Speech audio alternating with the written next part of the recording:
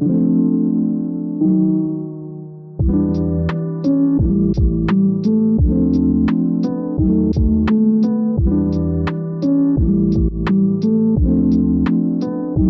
guys, it's Nat at Illustrious Shadows Plants. I am back with a video that may look a little bit familiar from the title. If you watched my video a couple of weeks ago, you know that I did a catalogue of the inks that I own in this Archer and Olive Navy Fox notebook. And if you watched that, you will have seen that a lot of the inks bled and a lot of them had come through this edge as well. And I wasn't very happy with how the paper acted.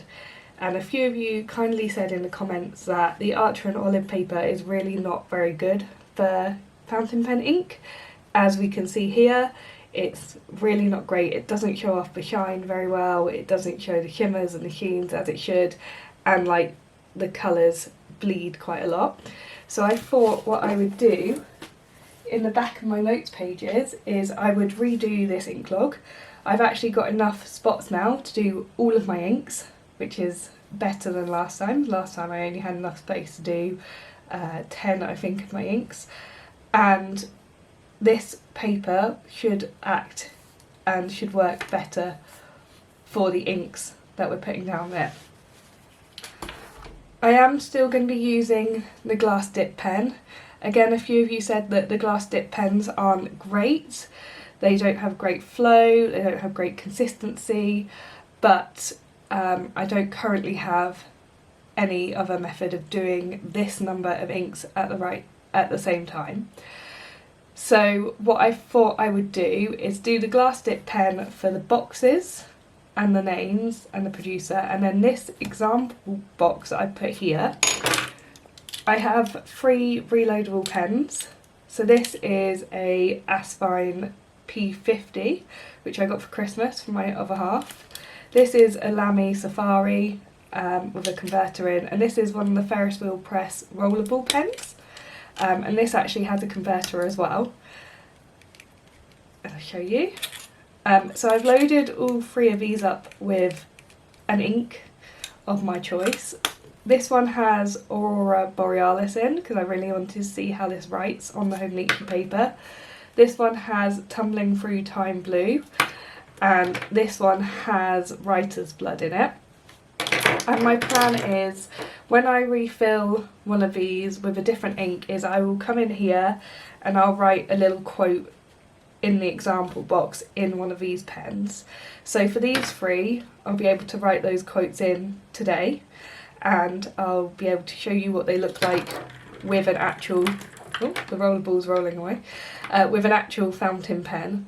So I'm not going to talk as much as I did in the last one. I'm probably not going to talk at all, to be honest. I'm going to put some music on and let you guys just watch me catalogue what I have.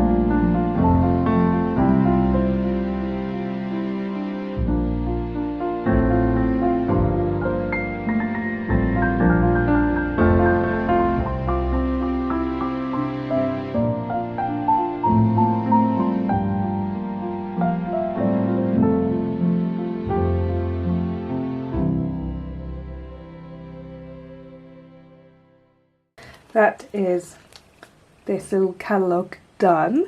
I'm just going to bring you in for a close-up and just show you the sheen on some of these, because I think, you know, this paper shows it off so much better.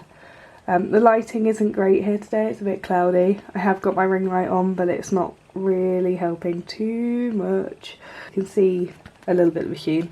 I think one thing that I found quite interesting, and I don't notice this with Queen Allium when I use it in my fountain pens, but with the dip pen it is really started to bleed again. It's quite thick, and obviously, you know, we know now that's not the paper. I think it's just a product of this ink. Looking back on this side, they have all kind of bled through a little bit. Yeah, they're ghosting quite hard, but only where I put the ink down really, and that's kind of to be expected. And if I'm honest, I kind of like a little bit of ghosting. I like the effect it gives the page that you're using that hasn't been written on yet. I think Little Pip, I don't think I did him in the last video, but Little Pip is this really nice kind of dark violet purple with a gold shimmer, and that's really nice. I think Aurora Borealis, again, I mean, I was hoping that this paper might really bring out the sheen in it, but there's a little bit, I can see a little bit in real life, but I can't see a massive amount. Whereas See at Night, you can see loads of that pinky purple sheen that's coming off. And obviously Little Bob, I mean, you've got the green bits around. Poseidon, when I was putting it down, I thought, oh gosh, that's really streaky, but actually it's dried out really flat, which is nice. Aphrodite, I still have issues with this ink. So this is described as like a light dusky pink. That's brown. That is brown. Even in the pens, it comes out as brown for me, and I'm really disappointed because I was really hoping it was going to be this kind of colour. This box is a little bit sun bleached from being in my window, which you're probably all going to be like, don't put your inks in the window! But I have nowhere else to store them, so the ones that have boxes stay in their boxes, and the ones that don't have to fend for themselves.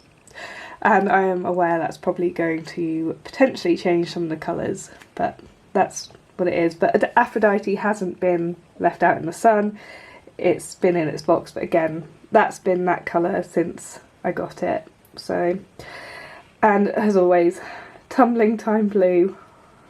Oh my gosh, it's so pretty. And it's even prettier when you write with it.